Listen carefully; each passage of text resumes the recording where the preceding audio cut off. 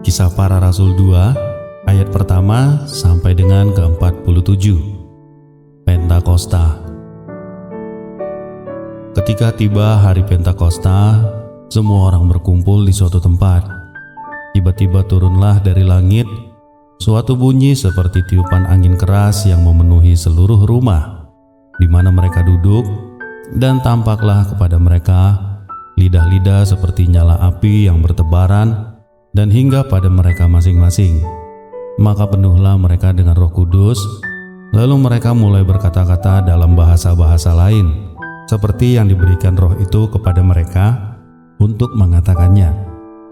Waktu itu di Yerusalem, diam-diam orang-orang Yahudi yang saleh dari segala bangsa di bawah kolong langit. Ketika turun bunyi itu, berkerumunlah orang banyak, masing mendengar rasul-rasul itu berkata-kata dalam bahasa mereka sendiri. Mereka semua tercengang-cengang dan heran lalu berkata, "Bukankah mereka semua yang berkata-kata itu orang Galilea? Bagaimana mungkin kita masing-masing mendengar mereka berkata-kata dalam bahasa kita sendiri, yaitu bahasa yang kita pakai di negeri asal kita?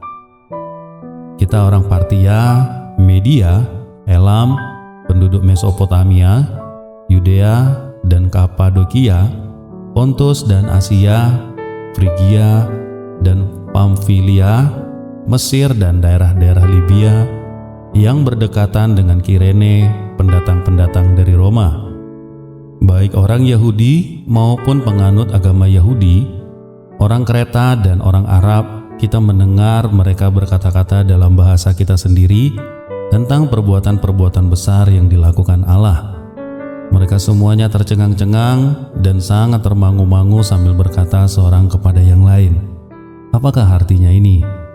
Tetapi orang lain menyindir, "Mereka sedang mabuk oleh anggur manis."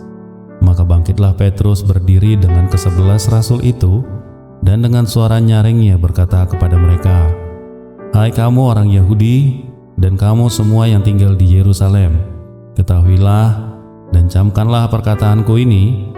Orang-orang ini tidak mabuk seperti yang kamu sangka, karena hari baru pukul 9.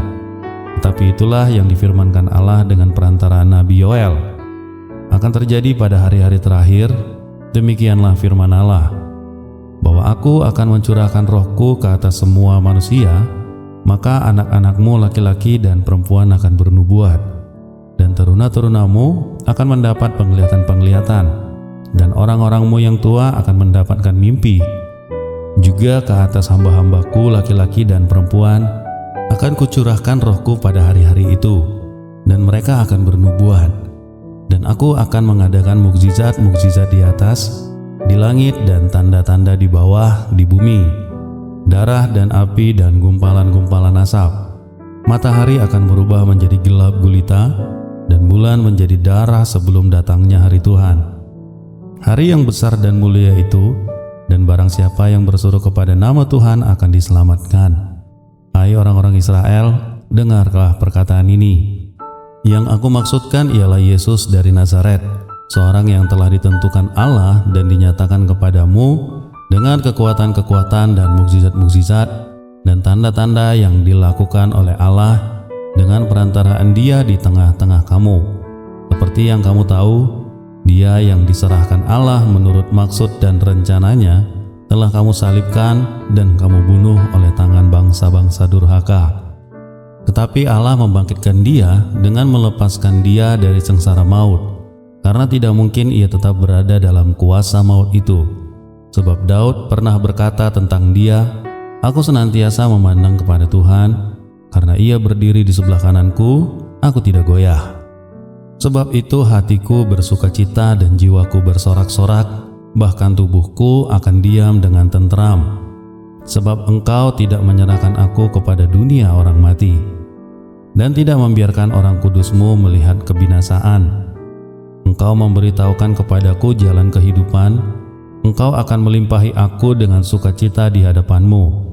Saudara-saudara, aku boleh berkata-kata dengan terus terang kepadamu tentang Daud, bapa bangsa kita. Ia telah mati dan dikubur, dan kuburannya masih ada pada kita sampai hari ini. Tetapi ia adalah seorang nabi, dan ia tahu bahwa Allah telah berjanji kepadanya dengan mengangkat sumpah bahwa ia akan mendudukan seorang dari keturunan Daud sendiri di atas tahtanya. Karena itu ia telah melihat ke depan dan telah berbicara tentang kebangkitan Mesias. Ketika ia mengatakan bahwa dia tidak ditinggalkan di dalam dunia orang mati dan bahwa dagingnya tidak mengalami kebinasaan. Yesus inilah yang dibangkitkan Allah, dan tentang hal itu kami semua adalah saksi.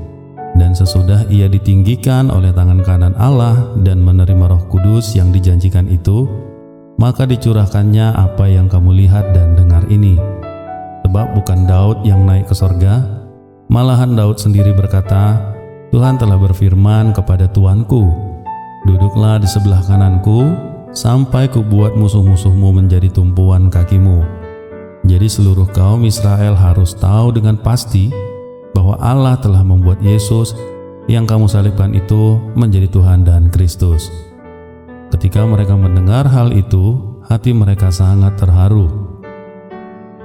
Lalu mereka bertanya kepada Petrus dan rasul-rasul lain, apakah yang harus kami perbuat, saudara-saudara? Jawab Petrus kepada mereka, bertobatlah dan hendaklah kamu masing-masing memberi dirimu dibaptis dalam nama Yesus Kristus untuk pengampunan dosamu. Maka kamu akan menerima karunia Roh Kudus. Sebab bagi kamulah janji itu, dan bagi anak-anakmu dan bagi orang yang masih jauh, yaitu sebanyak yang akan dipanggil oleh Tuhan Allah kita. Dan dengan banyak perkataan lain, ia memberi suatu kesaksian yang sungguh-sungguh, dan ia mengecam dan menasehati mereka, katanya, berilah dirimu diselamatkan dari angkatan yang jahat ini. Orang-orang yang menerima perkataannya itu memberi diri dibaptis, dan pada hari itu juga jumlah mereka bertambah kira-kira 3.000 jiwa. Mereka bertekun dalam pengajaran rasul-rasul dan dalam persekutuan, dan mereka selalu berkumpul untuk memecahkan roti dan berdoa. Maka ketakutanlah mereka semua, sedang rasul-rasul itu mengadakan banyak mukjizat dan tanda, dan semua orang yang telah menjadi percaya tetap bersatu, dan segala kepunyaan mereka adalah kepunyaan bersama. Dan selalu ada dari mereka yang menjual harta miliknya, lalu membagi-bagikannya kepada semua orang sesuai dengan keperluan masing-masing. Dengan bertekun dan dengan sehati, mereka berkumpul tiap-tiap hari dalam bait Allah. Mereka memecahkan roti di rumah masing-masing secara bergilir dan makan bersama-sama dengan gembira dan dengan tulus hati, sambil memuji Allah, dan mereka disukai semua orang. Dan tiap-tiap hari Tuhan menambah jumlah mereka dengan orang yang diselamatkan. Demikian firman Tuhan.